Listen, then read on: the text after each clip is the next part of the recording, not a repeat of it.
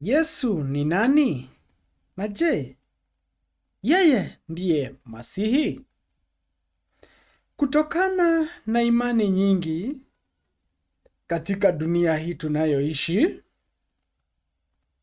tunafahamu kwamba Yesu alizaliwa na Maria na Yosefu. Na tunafahamu kazi zake za miujiza alipokuwa hapa duniani. Kuponya magonjwa, kufufua wafu, kutembea juu ya maji na kulisha maelfu kwa mikate michache na samaki ni ushuhuda tunaoupenda sana. Pia watu wengi wanaamini kwamba Yesu alitoka katika ukoo wa Daudi na kwamba sasa ameketi mkono wa kuume wa Muumba akiwaombea wanadamu. Imani hii imefundishwa makanisani kwa vizazi vingi na imekuwa msingi wa imani ya Kikristo au Kimasihi.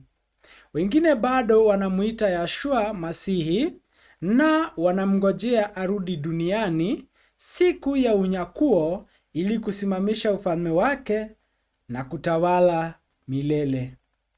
Mahubiri mengi, nyimbo na mafundisho yanazunguka matarajio haya. Lakini je, ndiyo Biblia inavyosema kuhusu Yeshua? Je, yeye ni mwana wa Yosefu na Maria? Na je, yeye ni Masihi?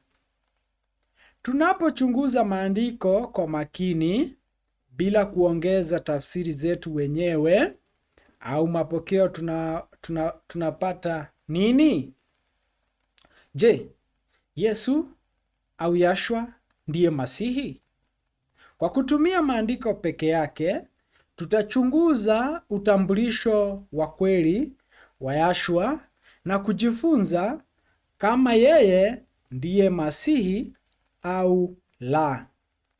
Tutaacha neno lijisemee lenyewe, tukilinganisha andiko na andiko na kuruhusu ukweli wa Muumba ufunuliwe bila kichujio cha mafundisho ya madhehebu au mapokeo ya wanadamu. Tuanze. Je, Yesu alikuwa mwana wa Daudi?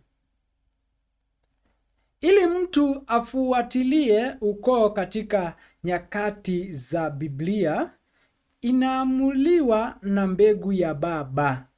Hii inafanana katika maandiko yote. Pia Biblia inaposema kuhusu nasaba ya mtu, inafuatilia kupitia ukoo wa baba.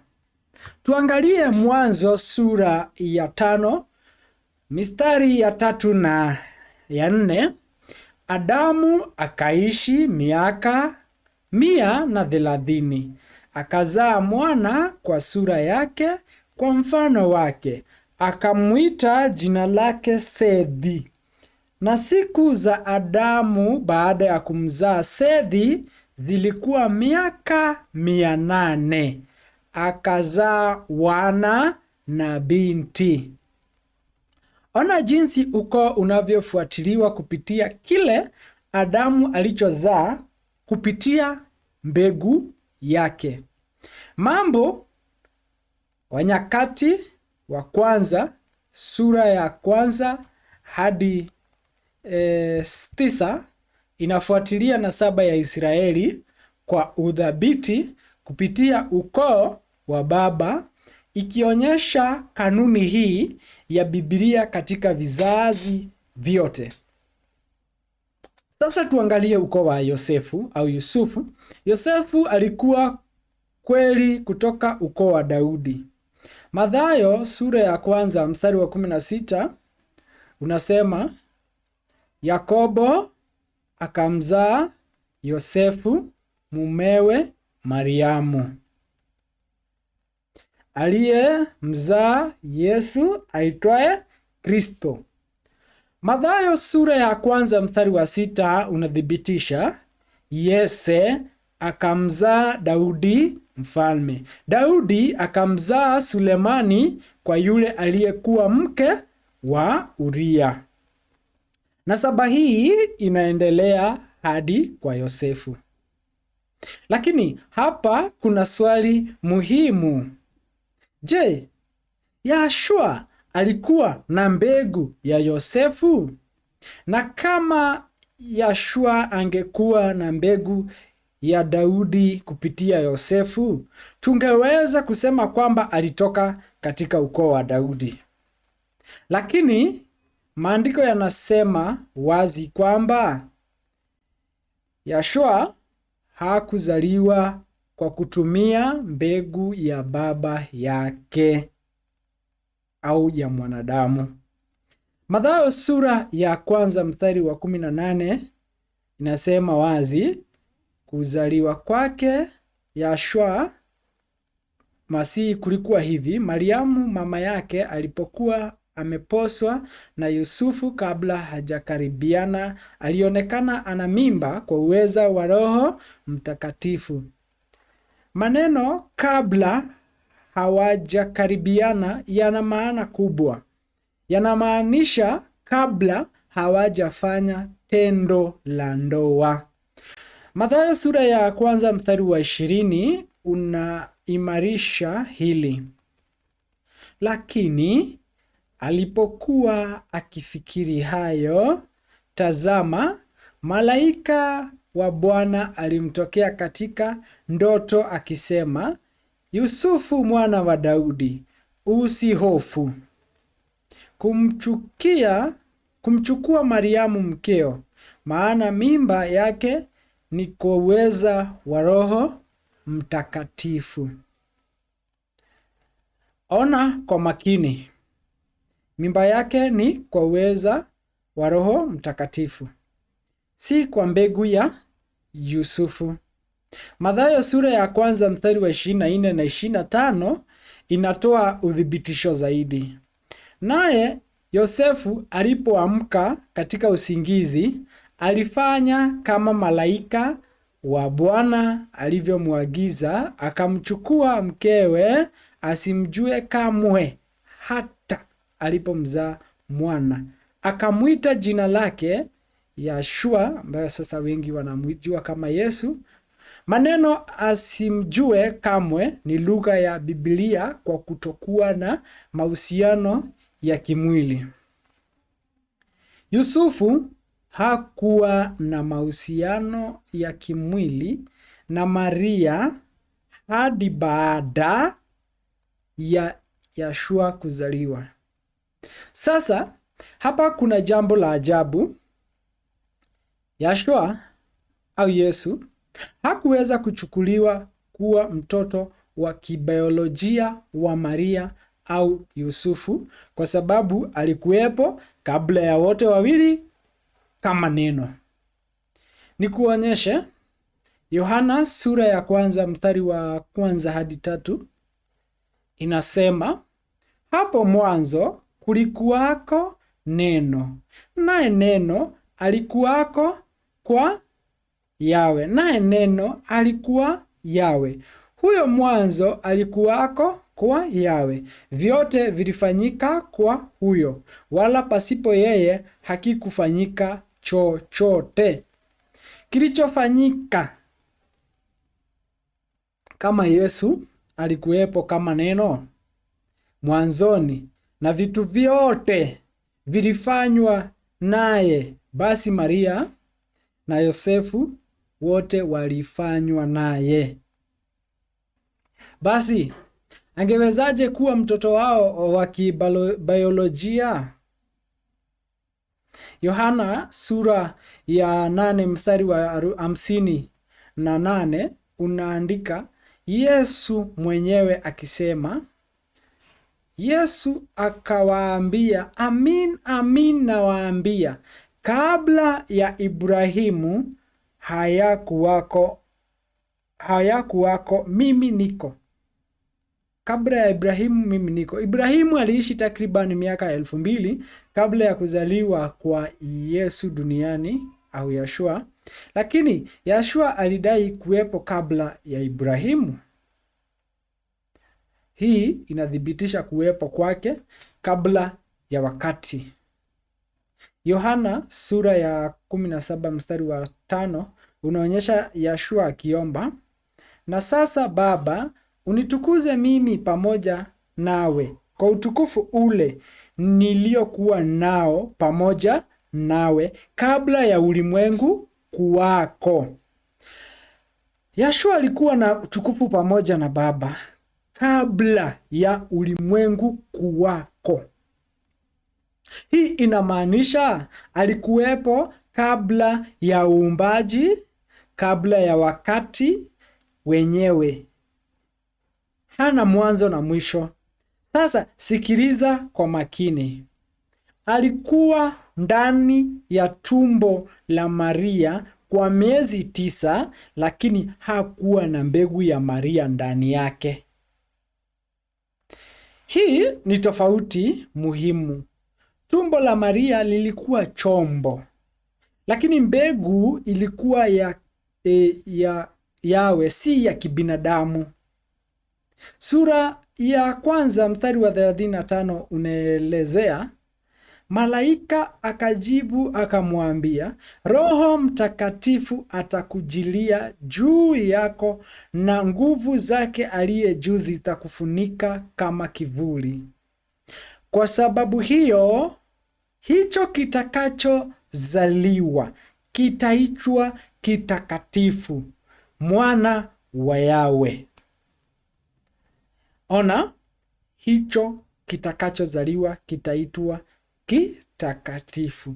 Si mimba ya kawaida, bali ni uingiliaji wa kimungu mtakatifu.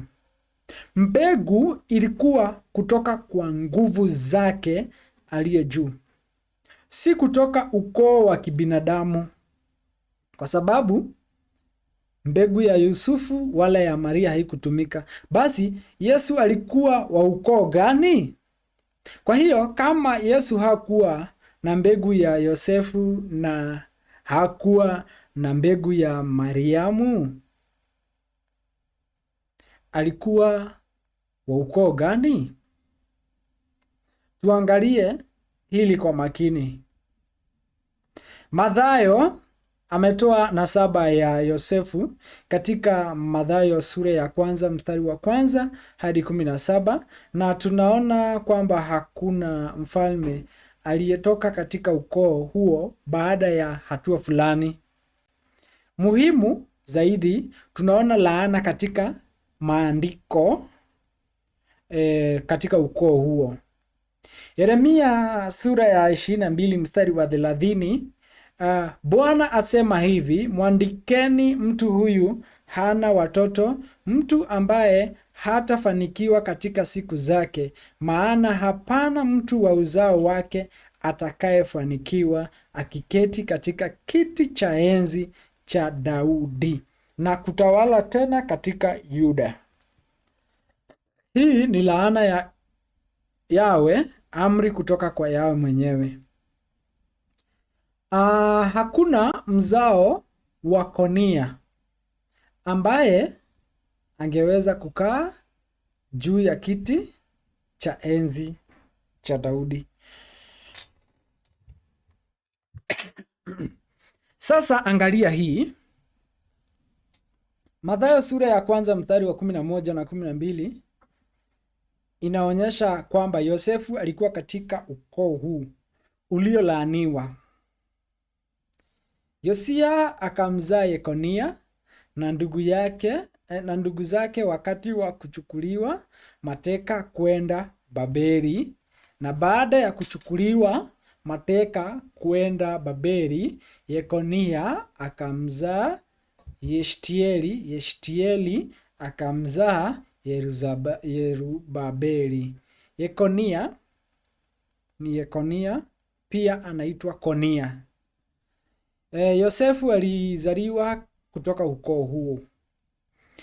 Kwa hiyo kama Yashua angekuwa mwana wa kibiolojia wa Yosefu, angekuwa chini ya laana hii na asingeweza kukaa juu ya kiti cha enzi cha Daudi.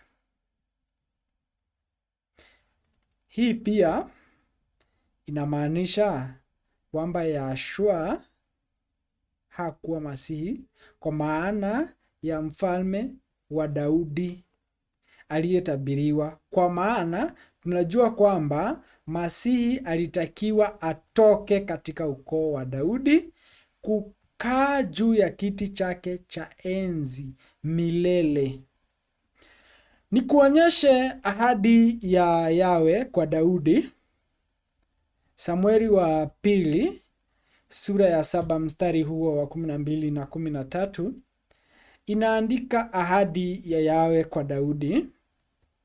Siku zako zitakapotimia ukalale pamoja na baba zako, nitainua uzao wako baada yako utakayetoka viunoni mwako, nami nitaufanya imara ufalme wake. Yeye ataijenga nyumba kwa jina langu, nami nitakifanya imara kiti cha enzi cha ufalme wake milele.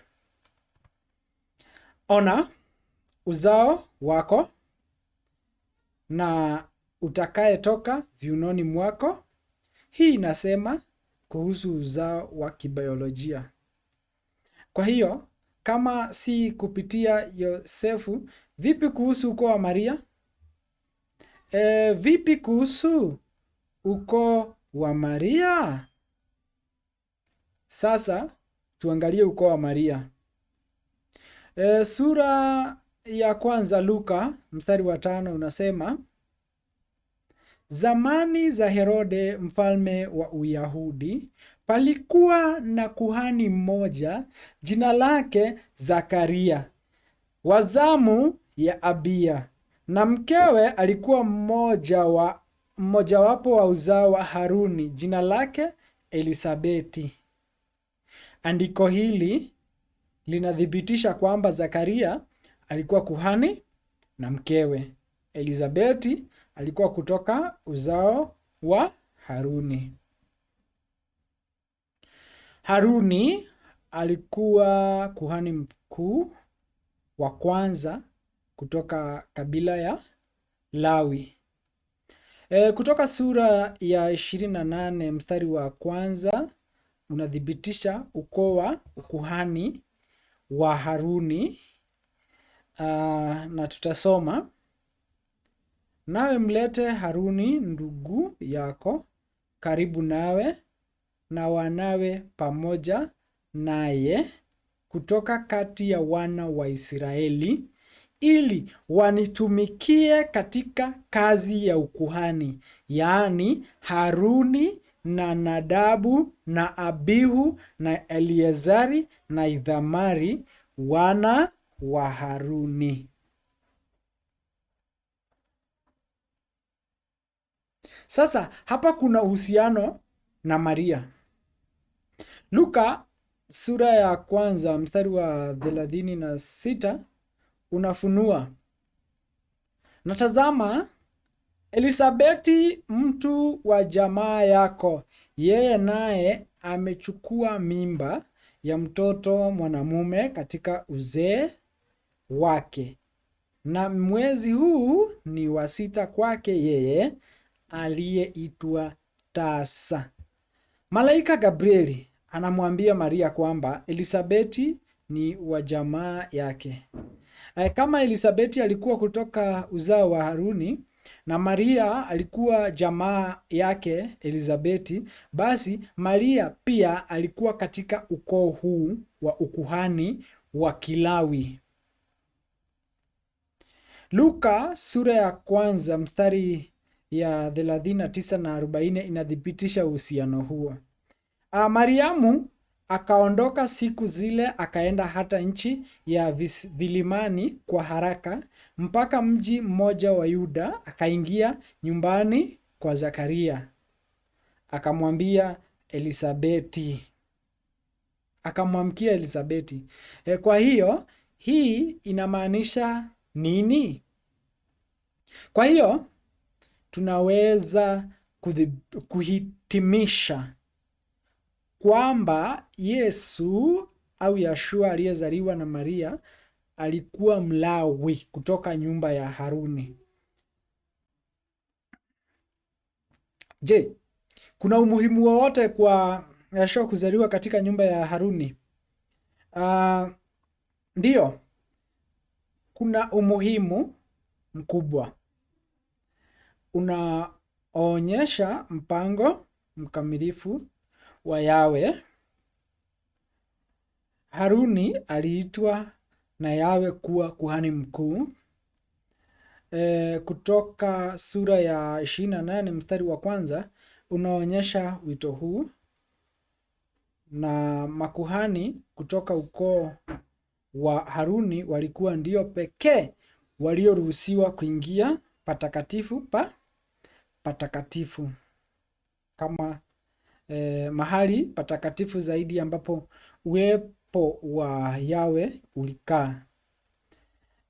Mambo wa Nyakati wa kwanza sura ya 16 mstari wa 32 na 33 inaeleza, na kuhani atakayetiwa mafuta na kuwekwa wakfu ili ahudumu katika kazi ya ukuhani baada ya babaye atafanya upatanisho.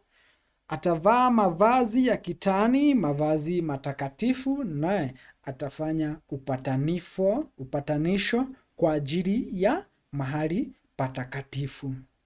Naye atafanya upatanisho kwa ajili ya hema ya kukutania na kwa ajili ya madhabahu. Naye atafanya upatanisho kwa ajili ya makuhani na kwa ajili ya watu wote wa mkutano. Wazao wa Haruni peke yao wangeweza kufanya kazi hii takatifu. Sasa tuunganishe hili na Yeshua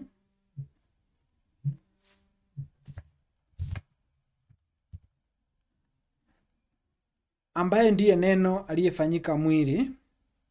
Yohana sura ya 1 mstari wa 14 inasema, naye neno alifanyika mwili akakaa kwetu, nasi tukauona utukufu wake, utukufu kama wa mwana pekee atokaye kwa Baba, amejaa neema na kweli. Mstari huu ni muhimu sana. Neno ambalo lilikuwepo mwanzoni pamoja na Muumba lilifanyika mwili. Neno lilichukua umbo la kibinadamu. Yohana sura ya 1 mstari wa 1 na wa 2 inatukumbusha, hapo mwanzo kulikuwako neno, naye neno alikuwako kwa Yawe, naye neno alikuwa Yawe. Huyo mwanzo alikuwako kwa Yawe. Na kuna unabii kuhusu hili katika sura ya 5 kitabu cha Mika mstari wa 2 unatabiri, bali wewe Bethlehemu Efrata uliye mdogo kuliko miongoni mwa elfu za Yuda, kutoka kwako wewe atanitokea mmoja atakayekuwa mtawala katika Israeli, ambaye matokeo yake yamekuwa tangu zamani za kale, tangu milele. Ona kwa makini, matokeo yake yamekuwa tangu zamani za kale, tangu milele. Mtawala huu atakuwepo tangu zamani, tangu milele uliopita. mtawala huyu. Hii inaweza tu kumrejea neno ambaye alikuwa na Yawe mwanzoni. Hii inaeleza kuwa nini Yashua alizaliwa kama Mlawi kutoka nyumba ya Haruni, kwa sababu hawa watu walikuwa wakikaa katika patakatifu pa patakatifu, hekaluni katika uwezo wa Yawe. Nikuonyeshe kutoka sura ya 26 mstari wa 33 unaelezea patakatifu pa patakatifu.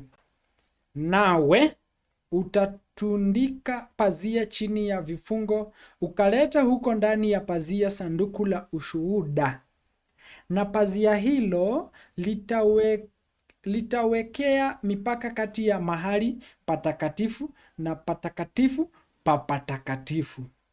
Hapa palikuwa mahali patakatifu zaidi. Mambo ya Walawi sura ya 16 mstari wa 2 unazuia kuingia. Bwana akamwambia Musa, sema na Haruni ndugu yako asije nyakati zote hata mahali patakatifu ndani ya pazia mbele ya kiti cha rehema kilicho juu ya sanduku, asije akafa. Maana nitatokea katika wingu juu ya kiti cha rehema.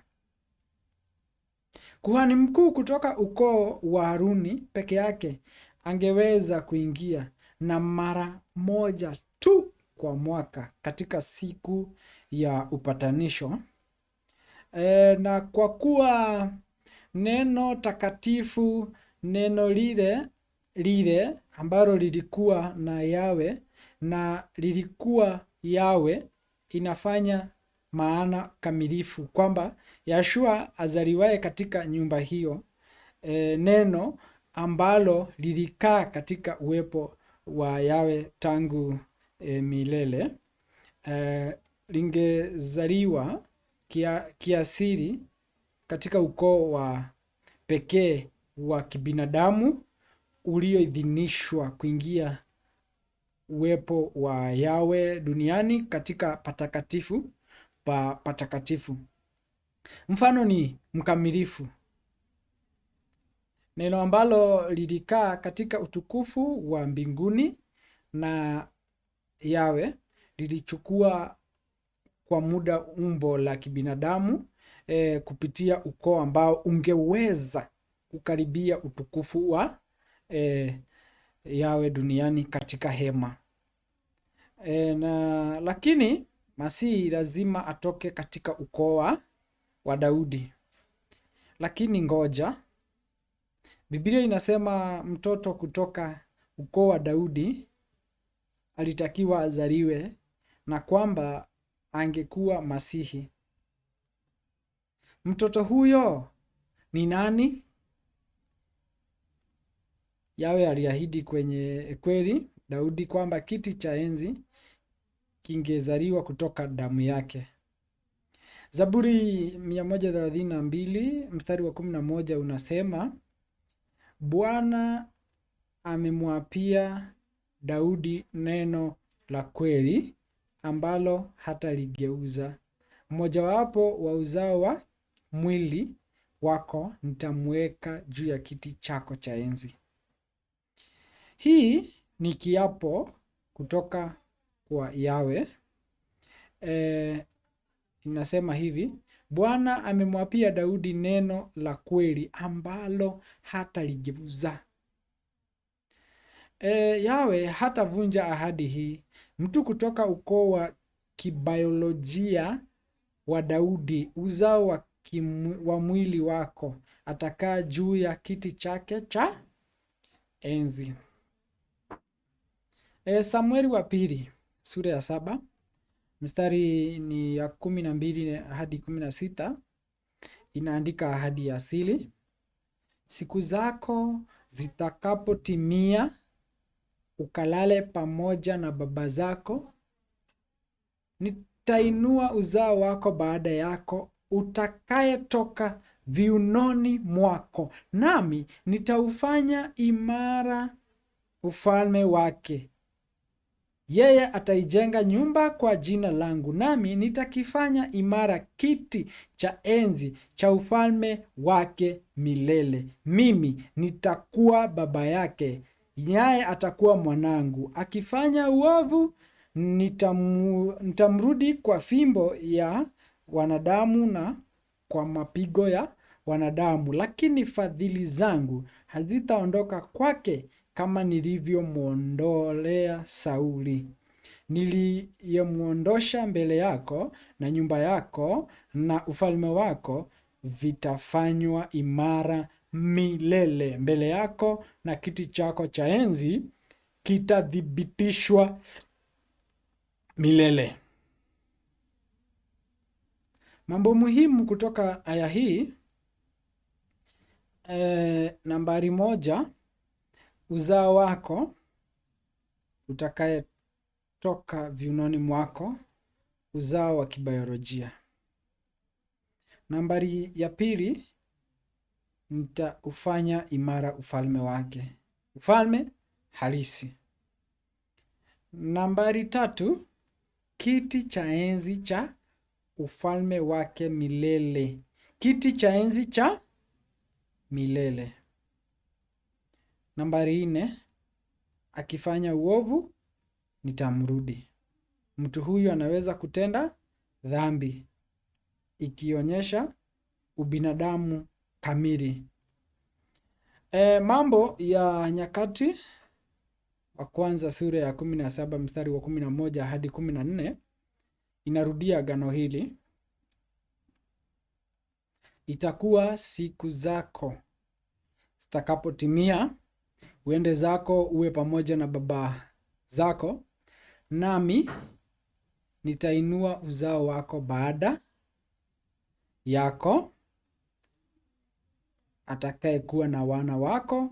Nitakifanya imara ufalme wake, yeye atanijengea nyumba, nami nitakifanya imara kiti chake cha enzi milele. Mimi nitakuwa baba yake, naye atakuwa mwanangu, wala sitamwondolea fadhili zangu kama nilivyomwondolea yeye aliyekuwa kabla yako, bali nitamweka katika nyumba yangu na katika ufalme wangu milele, na kiti chake cha enzi kitathibitishwa milele. Tena uzao wako atakayekuwa wana wako, ukoo wa moja kwa moja wa kibiolojia. Lakini kumbuka, Mika anasema kuhusu mtawala ambaye angetoka Israeli, ambaye alikuwepo kabla ya wakati. Mika sura ya 5 mstari wa 2, bali wewe Bethlehemu Efrata, uliye mdogo kuwa miongoni mwa elfu za Yuda, kutoka kwako wewe atanitokea mmoja atakayekuwa mtawala katika Israeli, ambaye matokeo yake yamekuwa tangu zamani za kale, tangu milele. Tunawezaje kupatanisha unabii hizi mbili? Kuna chaguzi mbili.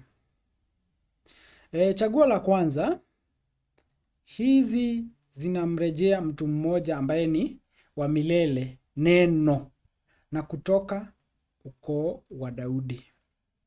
Chaguo la pili, hawa ni watu wawili tofauti, Yesu ambaye ni neno la milele, na Masihi mzao wa Daudi. Tuangalie tunachokijua. Tunajua Yashua au Yesu alikuwa neno tangu milele kulingana na Yohana 1:1. Yesu alizaliwa kupitia Maria wa nyumba ya Haruni, Luka 1:5 na 36. Yashua hakuwa na mbegu ya Yosefu kulingana na Mathayo 1:18 hadi 25. Ukoo wa Yosefu umelaaniwa kutokaa juu ya kiti cha enzi cha Daudi kulingana na Yeremia 22:30 na Mathayo 1:11 ambayo tunamuona Yekoni. Yawe aliahidi mzao wa kibiolojia wa Daudi atakaa juu ya kiti cha enzi milele. Kwa hivyo Zaburi 132 na mstari wa kwanza na wa pili, Samueli wa pili 7:12, tunajuaje katika umbo gani mtawala huyu alitakiwa kuzaliwa? Mika 5 tusome aya ya pili, inatuambia mtawala angetokea kutoka Bethlehemu, lakini matokeo yake yamekuwa tangu zamani za kale, tangu milele. Hii inaelezea kuwepo kwake kabla kama neno. Kwa hivyo atatawala kama neno. Yohana 1:14 inatuambia umbo. Naye neno alifanyika mwili. Neno la milele lilichukua mwili wa kibinadamu. Na mtawala huyu alikuwa katika umbo gani kabla ya kuzaliwa? Yohana sura ya kwanza mstari wa kwanza unajibu.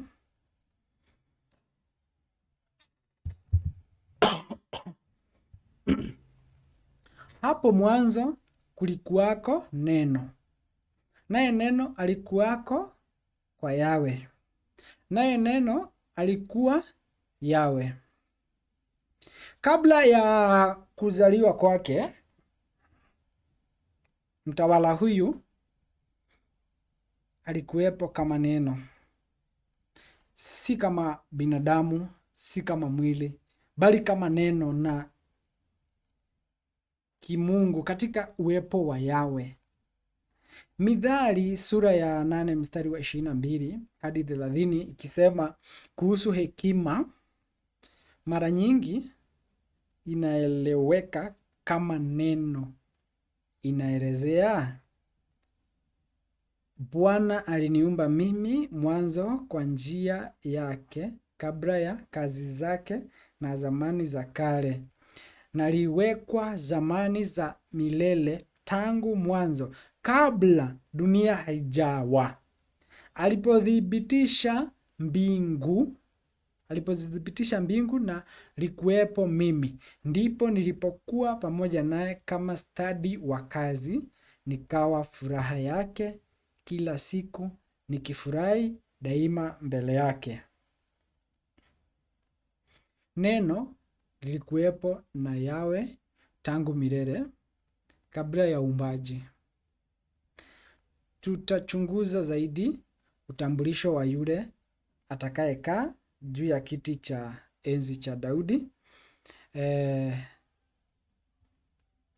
chini ya sehemu inakuja nani mwana wa Daudi atakayekaa juu ya kiti cha enzi. Na lakini leo hebu tuangalie Yesu yuko katika umbo gani leo. Sasa kwamba tumethibitisha kwamba Yahshua hakuwa kutoka ukoo wa Daudi bali kutoka nyumba ya Haruni, na tukithibitisha kwamba alikuwa neno kabla ya kuja duniani. Sasa je, tunajua Yahshua yuko katika umbo gani leo? Ndiyo, tunajua. Kulingana na Yohana sura ya 17 mstari wa kwanza hadi 5 inaandika maombi ya Yahshua. Yesu aliyanena hayo, akainua macho yake kuelekea mbinguni, akasema, Baba, sasa imefika, mtukuze mwanao, ili mwana wako naye akutukuze wewe, kama vile ulivyompa mamlaka juu ya wote wenye mwili, ili kwamba wote uliompa awape uzima wa milele. Na uzima wa milele ndio huu, wakujue wewe Yawe wa pekee wa kweli, na Yahshua Masihi uliyemtuma mimi pale imeandikwa Yesu Kristo, lakini ni sawa. Mimi nimetukuza duniani kwa kuimaliza kazi ile ulionipa niifanye. Na sasa Baba, unitukuze mimi pamoja nawe kwa utukufu ule niliokuwa nao pamoja nawe kabla ya ulimwengu wako. Tuvunje hili. Nambari 1. Saa imefika. Yesu alijua wakati wake duniani katika umbo wa kibinadamu ulikuwa unaisha. Nambari 2. Mtukuze mwanao, aliomba kutukuzwa. Nambari 3. Kwa kuimaliza kazi ile ulionipa niifanye. Kazi yake ya duniani ilikuwa imekamilika. Nambari 4. Unitukuze mimi pamoja nawe kwa utukufu ule niliokuwa nao pamoja nawe kabla ya ulimwengu kuwako. Aliomba kurudishwa katika utukufu wake wa kabla wa uumbaji, ambao sasa ndio kuwa neno. Yeshua alikuwa na utukufu gani kabla ya ulimwengu? Tunajua kwamba kabla ya uumbaji Yeshua alikuwepo kama neno. Yohana sura ya 1 mstari wa 1 na wa 2. Hapo mwanzo kulikuweko neno, naye neno alikuweko kwa Mungu, naye neno alikuwa Mungu. Huyo mwanzo alikuwako kwa Mungu. Kwa hiyo Yeshua alipoliomba kutukuzwa kwa utukufu aliokuwa nao kabla ya ulimwengu kuwako, aliomba kurudi katika umbo lake kama neno.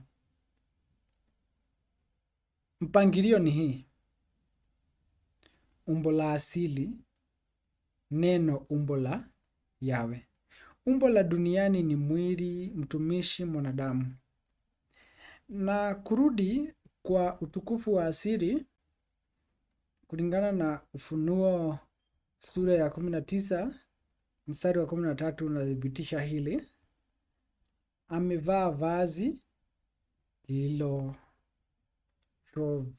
katika damu na jina lake aitwa Neno la Mungu.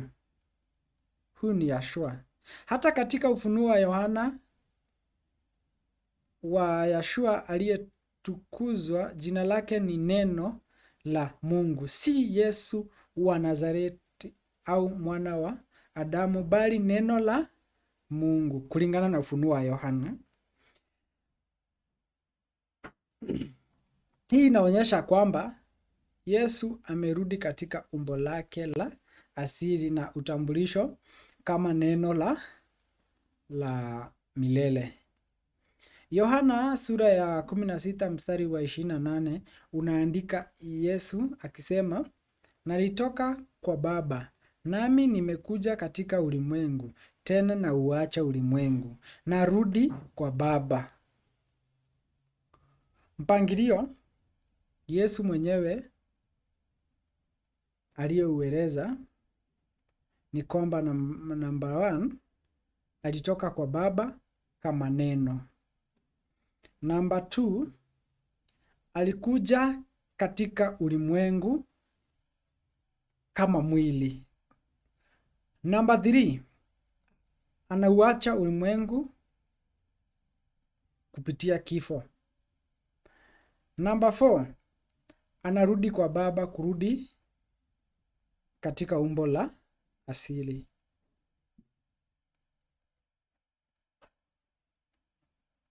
Kwa hivyo Yeshua hakukuwa mwanadamu kamili, na hii ilimfanya awe dhabihu kamilifu. Pia Yeshua kutokuwa binadamu kamili kulimfanya dhabihu kamilifu. Na kwa sababu Muumba wetu hataki damu ya mwanadamu. Tuangalie kwa nini Yahshua hakuwa binadamu kamili. Number 1, hakuwa na mbegu ya baba wa kibinadamu kulingana na Mathayo 1:18 na 20, inathibitisha mimba kwa Roho Mtakatifu, si na Yosefu. Number 2, alikuwepo kabla ya kuzaliwa kwake kwa kibinadamu, Yohana 8:58. Kabla Ibrahimu hayakuwako, mimi niko. Number 3, alikuwa neno aliyefanyika mwili. Yohana 1:14, maana yake neno la Yawe lilichukua mwili. Si kwamba alikuwa binadamu wa kawaida. Nambari ya 4 au number 4, hakuwa na asili ya dhambi. Kulingana na Luka 1:35 inamuita kitakatifu. Yohana sura ya 1 mstari wa 13 unaelezea kuzaliwa kwa kawaida kwa binadamu. Waliozaliwa si kwa damu wala si kwa mapenzi ya mwili wala si kwa mapenzi ya mtu, bali kwa Yawe. Kuzaliwa kwa Yahshua hakukuwa kwa damu, ukoo, wala kwa mapenzi ya mwili, tendo la ndoa, wala kwa mapenzi ya mtu, uamuzi wa Yusufu, bali kwa Yawe. Kwa sababu Yawe hajawahi kutumia damu ya kibinadamu kama dhabihu ya upatanisho na hawezi. Hii ni kanuni muhimu ya Biblia. Tuangalie ushahidi. Mambo ya Walawi sura ya 17, tusome mstari wa 11. Unaweza kanuni: kwa maana uhai wa mwili u katika hiyo damu, nami nimewapa ninyi hiyo juu ya madhabahu, ili kufanya upatanisho kwa ajili ya nafsi zenu, kwani ni hiyo damu ifanyayo upatanisho kwa sababu ya nafsi. Lakini damu ya nani? Tuone. Mungu alikubali nini? Mwanzo sura ya 4 mstari wa 4. Hebu tusome sadaka ya Habili. Na Habili akaleta naye katika wazaliwa wa kwanza wa kondoo zake na sehemu zake za mafuta. Bwana akamtakia na sadaka yake. Damu ya mnyama ndiyo, si damu ya binadamu. Mwanzo sura ya 8 mstari wa 20, sadaka ya Nuhu. Nuhu akamjengea Yawe madhabahu, akatoa katika kila mnyama aliye safi na katika ndege aliye safi, akavitoa hivyo kuwa sadaka ya kuteketezwa juu ya madhabahu. Damu ya mnyama, yes, si ya mwanadamu, ilikuwa damu ya mnyama, si ya binadamu. Mwanzo sura ya 22 mstari wa 13, mbadala wa Ibrahimu kwa Isaka. Tunaona Ibrahimu akainua macho yake, akaangalia, na tazama, kondoo mume yuko nyuma yake, amenaswa pembe zake katika kichaka. Ibrahimu akaenda akamtoa huyo kondoo, akamtoa awe sadaka ya kuteketezwa badala ya mwanawe. Yawe alitoa kondoo, mnyama, si binadamu. Yawe alimsimamisha Ibrahimu asimtoe Isaka dhabihu.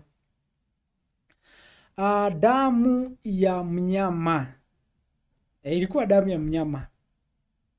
Dhabihu ya binadamu ilikataliwa wazi.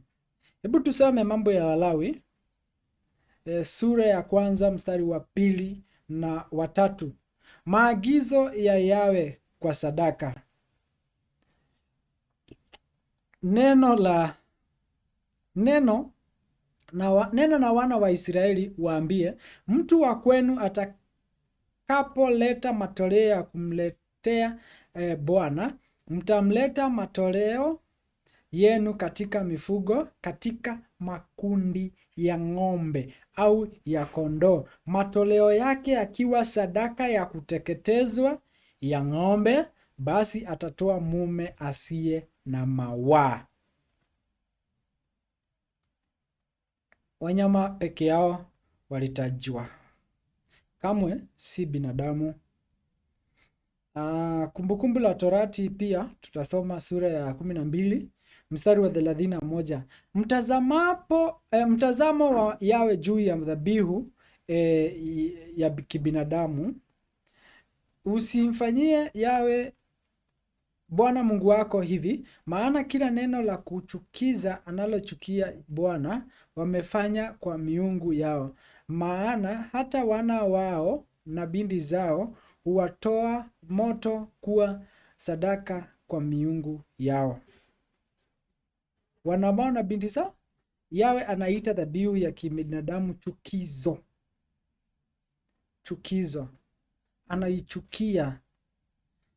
Mambo ya Walawi sura ya 18 mstari wa 21, tunaona marufuku dhidi ya dhabihu ya watoto. Yes. Usitoe katika uzao wako wapitishwe katika moto kwa Moleki, wala usilialie jina la Mungu wako, mimi ni Bwana. Yeremia sura ya 19 mstari wa 5, Mungu analaani dhabihu ya binadamu. Nao wamepahali pa juu pa Baali ili kuwaitia wana wao motoni, kuwa sadaka za kuteketezwa kwa Baali, jambo ambalo mimi sikuwaamuru wala sijalisema wala halikuingia moyoni mwangu. Yawe hajawahi taka dhabihu ya mwanadamu kulingana na hilo andiko. Yawe kamwe hakuamuru dhabihu ya binadamu, kamwe hakusema kuhusu hilo. Kamwe halikuingia akilini mwake. Kwa hiyo Yashua hakukuwa binadamu kamili, na kama Yashua angekuwa binadamu kamili na mbegu ya Yosefu na mbegu ya Maria, damu yake ingekuwa damu ya kibinadamu, angequalify. Na Yawe hajawahi kukubali damu ya binadamu kwa upatanisho. Lakini kwa sababu Yashua alikuwa neno aliyefanyika mwili, alishika mimba kwa Roho Mtakatifu, si na mwanadamu. Damu yake haikuwa damu ya kawaida ya binadamu. Ilikuwa damu ya kimungu katika umbo la kibinadamu. Hii ilimfanya dhabihu kamilifu kama wana kondoo wa kale waliotakiwa kuwa wasio na mawaa. Yashua alikuwa bila mawaa ya asili ya dhambi inayokuja kupitia mimba ya kibinadamu. Damu yake ikiwa ya kimungu kiasili, neno aliyefanyika mwili, si mimba ya kawaida ya kibinadamu, ilikuwa inakubalika kwa Yawe. Kwa hivyo muhtasari wa sehemu ya kwanza, tuangalie tunachokithibitisha kwa ushahidi wa kina wa kimaandiko. Nambari 1, Yesu au Yashua hakuwa mbegu ya Yusufu. Kulingana na Mathayo 1:18 alipata mimba kwa Roho Mtakatifu kabla Maria na Yosefu hawajakaribiana. Mathayo 1:20 malaika anathibitisha mimba ni ya Roho Mtakatifu. Mathayo 1:25 Yosefu hakumjua hata alipomzaa mwana.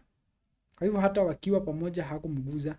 Kwa hiyo Yahshua hana uhusiano wa kibiolojia na Daudi kupitia Yosefu. Namba 2, ukoo wa Yusufu ulilaaniwa. Kulingana na Yeremia 22:30, hakuna mzao wa Yekonia aliyekaa au atakayekaa juu ya kiti cha enzi cha Daudi, Yekonia. Na Mathayo 1:11 na 12, Yosefu alizaliwa kutoka kwa Yekonia. Kwa hiyo hata kama Yahshua angekuwa mwana wa kibiolojia wa Yosefu, asingeweza kutimiza unabii wa kiti cha enzi cha Daudi. Nambari 3, Yahshua alikuwa kutoka nyumba ya Haruni Mlawi.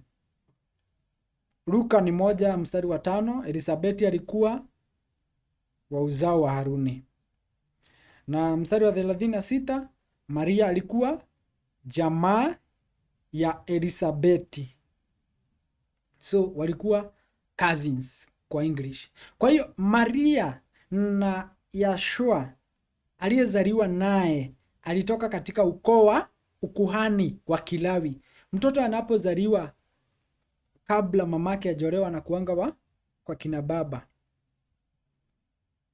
Kwa hivyo Yohana 1:1, hapo mwanzo kulikuwako neno, naye neno alikuwako kwa Yawe, naye neno alikuwako Yawe. Nasoma mstari wa 14 pia, neno alifanyika mwili. Mika 5:2, matokeo ya mtawala yamekuwa tangu zamani za kale, tangu milele.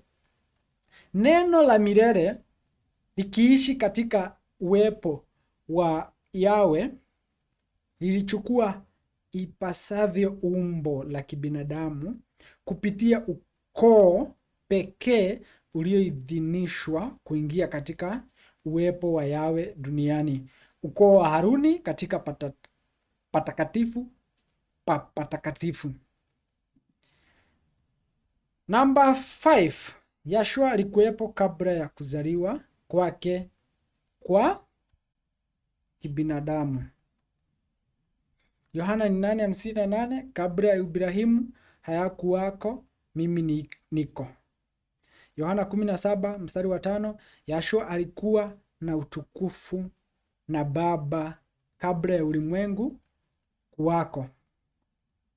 Kwa hiyo Yahshua alikuwapo kabla ya Maria na Yosefu na hakuweza kuwa mtoto wao wa kibiolojia kwa njia ya kawaida. Namba 6, Yahshua yuko leo kama neno. Yohana 17:5 tumeona Yahshua aliomba kutukuzwa kwa utukufu aliokuwa nao kabla ya ulimwengu kuwako. Na Yohana 16:28, na uacha ulimwengu narudi kwa Baba. Ufunuo 19:13, jina lake linaitwa neno la Yawe. Kwa hiyo Yahshua alirudi katika umbo lake la asili kama neno la milele. Namba 7, tuna summarize. Namba 7, Yahshua hakuwa binadamu kamili kumfanya dhabihu kamilifu. Kama angekuwa mwanadamu hangequalify. Yohana 1:13, alizaliwa si kwa damu wala si kwa mapenzi ya mwili wala si kwa mapenzi ya mtu bali kwa Yawe.